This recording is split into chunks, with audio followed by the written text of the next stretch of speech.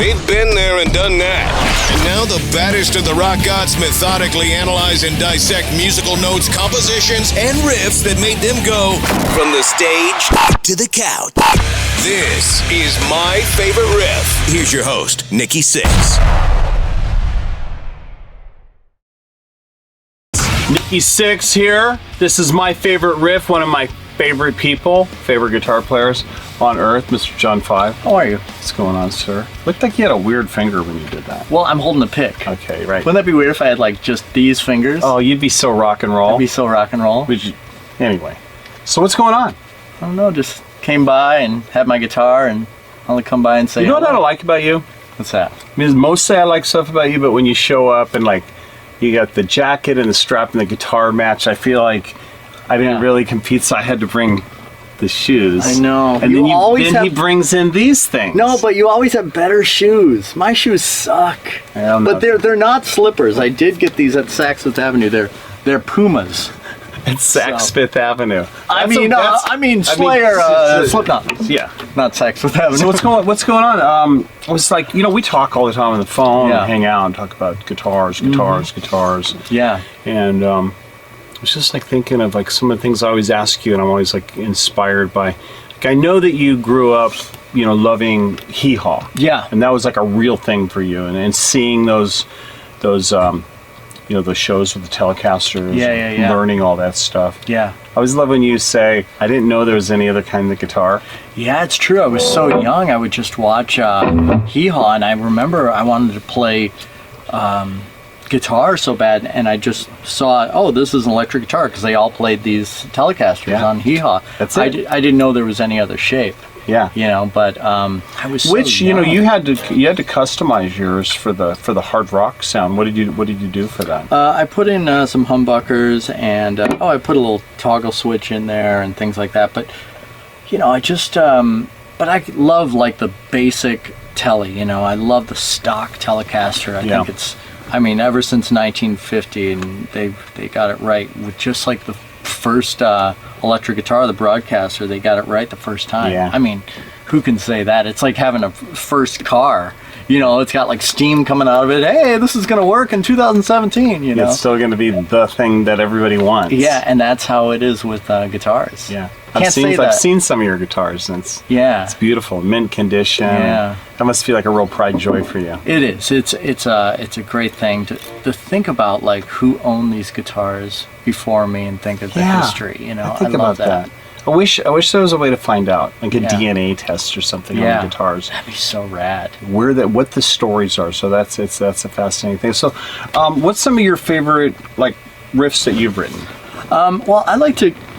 I'll sit on the couch and just play and play and play, and I come up with some weird stuff, and I'm like, let me try to turn that into a song, so I'll do.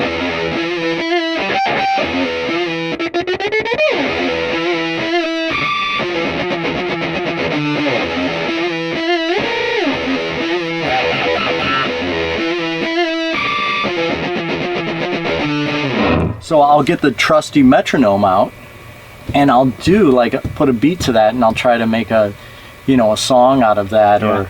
I asked you one time, I said, how do you remember, because, 9 months ago took on like wanting to be a better guitar player, not just a bass player, and having a hard time remembering so much information. You said I turn all these ideas into songs. Yeah. So that's good advice. That's good advice for somebody out there. Yeah, if I'll learn like a lick.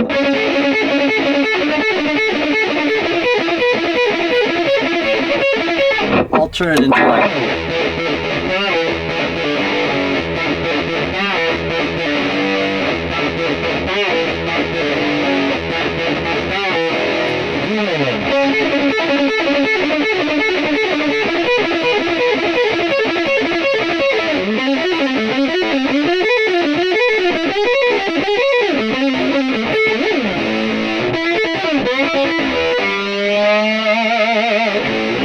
Turn it into like tunes, so you never forget those new licks. Yeah. And they could be exercises too, like if you're working, just some licks, but you could turn it into like a song, and I'm like, I like that lick and I don't want to forget it. So there's just turn melody it into, to it. like, Yeah. you could turn it into like, you know, tunes, you know, and that's how I remember a lot of things as well. Yeah. And, you know, take things that are cool and just try to turn them into songs. I remember when we wrote Lies of the Beautiful People together. Yeah. And we went out to Funny Farm, my studio, my photography studio, and we were like hanging out, kind of an environment like this. We're hanging out, and you started doing some of that chicken picking stuff, and I didn't know that you did that. Oh, like I kind of knew you as like the, you know, this like amazing guitar player. It's played a lot of hard rock. Yeah. And I was like, whoa, I remember calling up James Michael, and I was like, what was that? And he's like, right? Because he's been in the studio with you before. Yeah, what was that? Well, let's not have him down ever again. Yeah, that's it. We don't want any of that chicken picking going on in these songs. But I like to, you know, add it into stuff too, and it seems to work. And you can make like, you know, like a country thing, but make it into a heavy riff, like.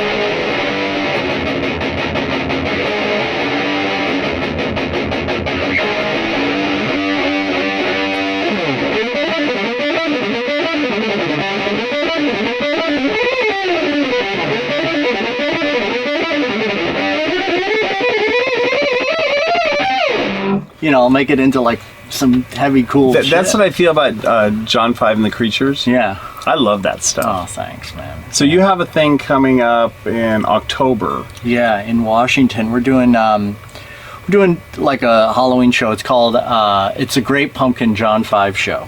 Great. So it's, you know, it's fun, and we're just going to go and have a crazy Halloween, you know, if you like guitars and monsters, that's the place to be. So it's basically like your instrumental stuff, mixed with like a whole Halloween theme, right? Yeah. And do you do any covers of other songs? When you do we do Michael Jackson "Beat It." And we'll do, you know, we'll do a bunch of My Favorite Riffs. Yeah, like, yeah. You know, because I love riffs. Yeah. How's "Beat It" go? "Beat It" goes. Let's see.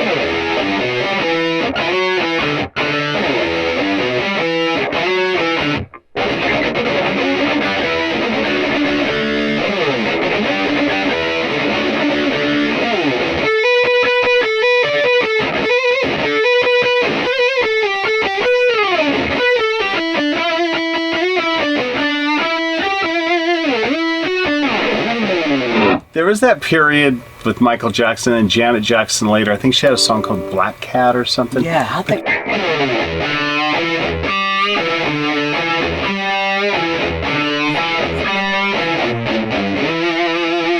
What was the?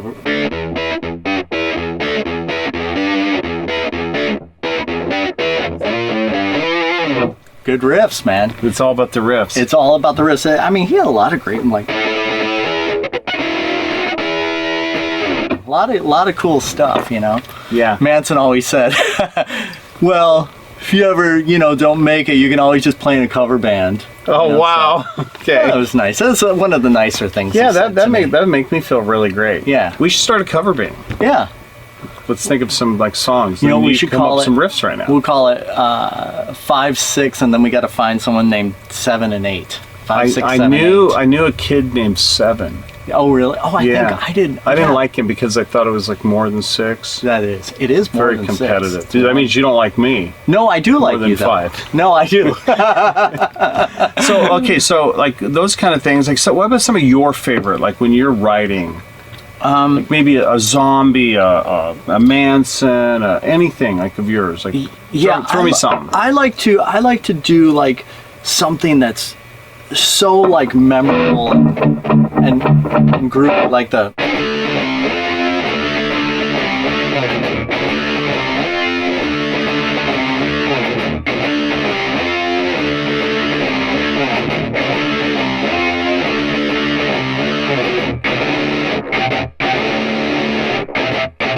Melody lines, lyrics, that kind grooves. Of thing. Just I love like really memorable, like hooky, not busy riffs, like the total opposite. Well, that brings up something interesting because a lot of my friends that have come on and done this, they'll go to that, like you know, great players and stuff, and they go to those super simple, not very busy riffs. Yeah. And I think that must take some kind of restraint, being a guitar player that has the ability to cover the whole fretboard, to just say, oh, I'm just going to stay in this little box for a second. I think what a great riff.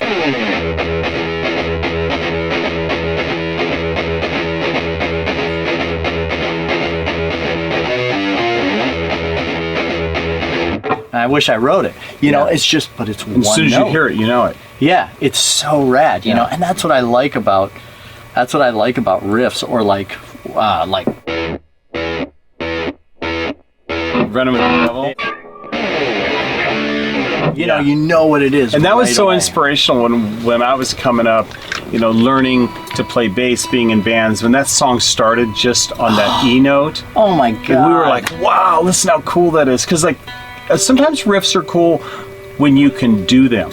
oh, You know what I mean? That's like smoke on the water. Like, how many times have we been into a guitar store and you hear kids doing it? Because if you can do something, it's the next step to, you know, staying engaged with the instrument. That's what if I teach someone guitar for the first time, I'm like, what bands do you like? Name me your favorite band. You know, someone says AC/DC. I'm like, okay, well, here's an A chord, you know, and I'll put it, and I'll say, hit this 3 times. And they'll be like, oh, well, that sounds like Highway to Hell. You know?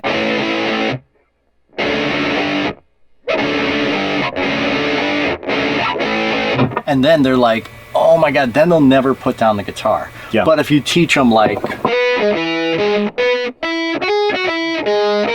they'll be like, that's not, you know, gonna get me too many, dates. Well, I went to take a bass lesson when I was really young, and the guy said, first thing you have to do is you have to learn to read. And I said, I just want to learn Rock Bottom by UFO. Absolutely. And he's like, no, I'm not going to teach any songs. Yeah, that's So I never went back. Yeah. And then I started writing my own songs, and Well, I guess everything happens for a reason. it worked out. But now I'm taking bass lessons again. But I told my guy I still don't want to know how to read. Well, yeah, I mean, it's what you want to do that's not gonna, so you don't put down the guitar. Right. Whatever it is, so you don't put down the guitar. Like, that's what I'll tell the people. I'll say, like, what songs you like, and I'll teach them a little bit, and they'll be so amazed. You know, like, I'm like obsessed now with this instrument because I can play the first couple of notes of Crazy Train or something. Sure. You know, and that's like, oh, so inspiring to someone. Yeah. Especially a song that they love. What stuff inspires you? Anything out of the norm lately. Like, I'll do like,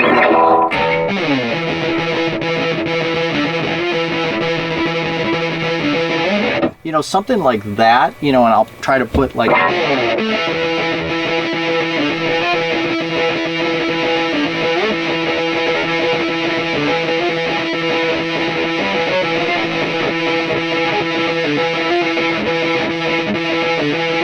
that kind of weird stuff, you know? Or Are you always thinking about a formula or like a song? You always like thinking putting that into a song, writing. You know, I know that you were you might be writing some stuff with Zombie coming up. And stuff like that. Yeah, So. that again goes to like the really. I mean, I pray to the music gods, like just playing like the most catchy, simple, cool riff. Yeah, the Zombie stuff's really catchy to me. Yes. It's really there's a big groove too. Right, there's a big groove. He loves the groove and he loves the simplistic riffs, and I do too. You know, and but I could never show him something like that. You know, because he'd be like, you know, because what's he gonna sing over that? You know. Right. So it is hard. It's hard. It's hard. Of course. So like some of those, like when you were growing up, like give me a couple of those ones, or like you still to this day go, God, the first time I heard that. Oh, yeah. Those are always hard.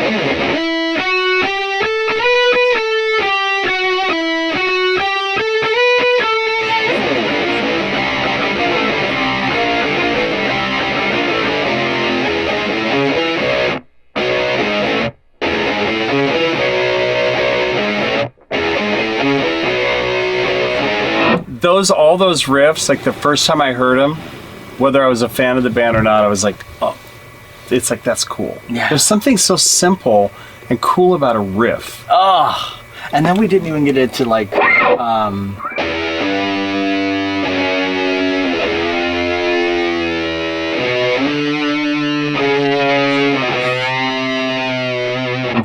thought of it. Lenny once told me, it's not that it's we're not cool to playing. name drop. That's what Michael Jackson told me.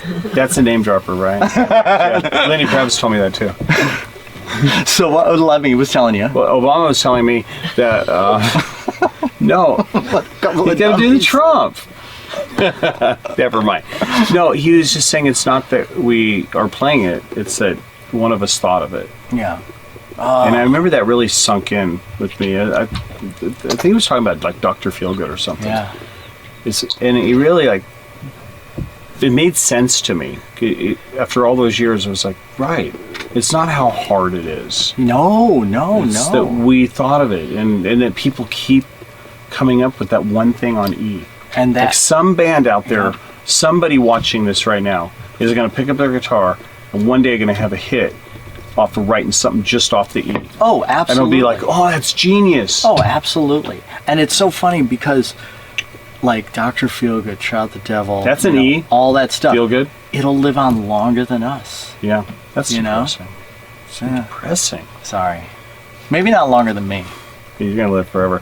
I got my Kiss coffin. I ordered it the other day. Oh, good. I'm going to be the cat.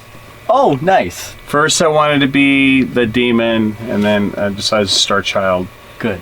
But or maybe I could trade it in and be Ace. Yeah. Good Kiss riffs.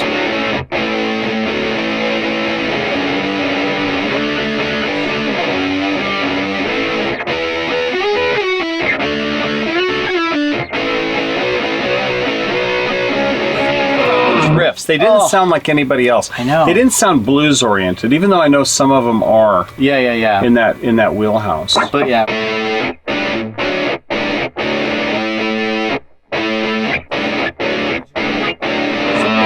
Once, if Motley Crue was influenced, especially around Shout at the Devil by Kiss, and I said, yeah, musically, I loved their songs.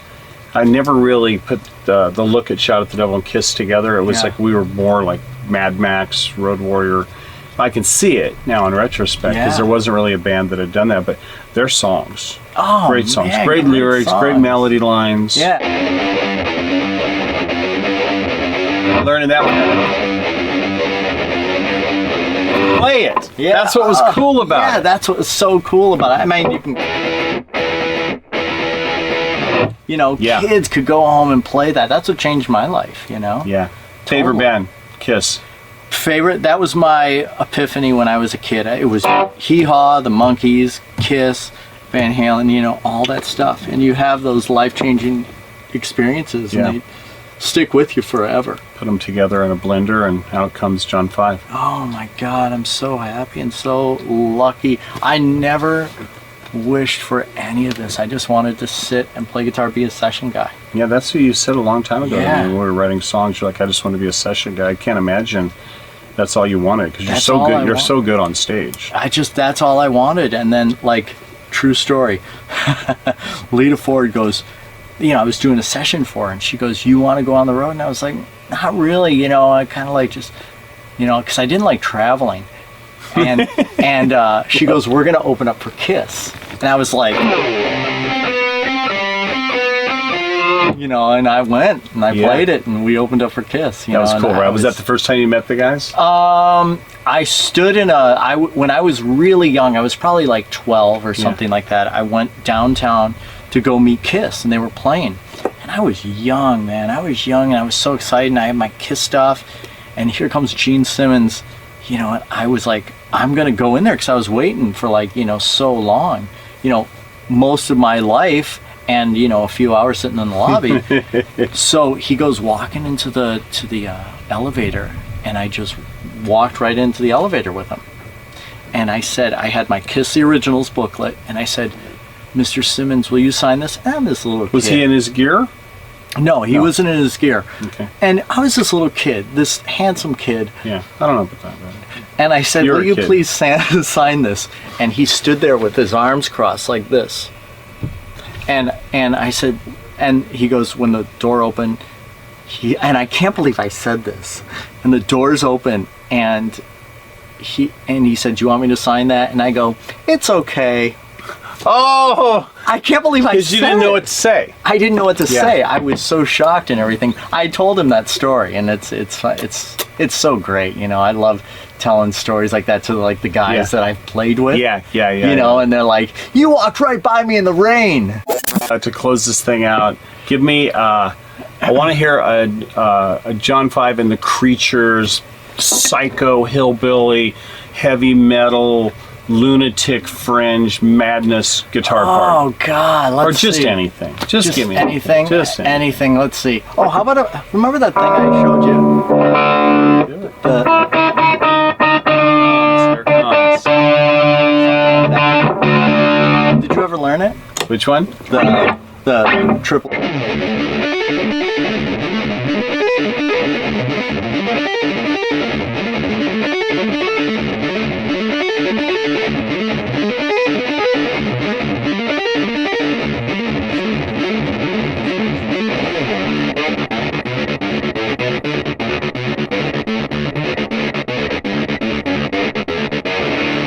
Thank you. Thank you, sir. You know, you're the reason I put the toggle switch in the Mick Mars tribute guitar, but I put it right here so I could reach I it. love Mick Mars. So when I'm like getting into it and strumming it, I hit the toggle and I can like cut out chords. Yeah, Totally by accident. God, I love Mick Mars. Yeah, he's a great player. Dude, I asked I him to love come that on. He guy. said if he, gets some of this solo album, he'll come on.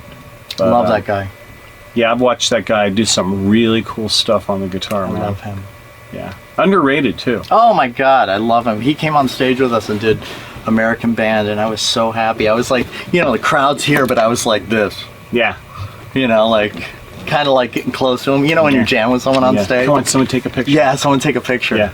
Yeah. I got a few of I those was too that in guy. my career. I love those moments. Thanks, Yeah. bud. Thank Always. you. John 5, my All right. favorite riff. Nikki Sixx. Yeah. That was fun.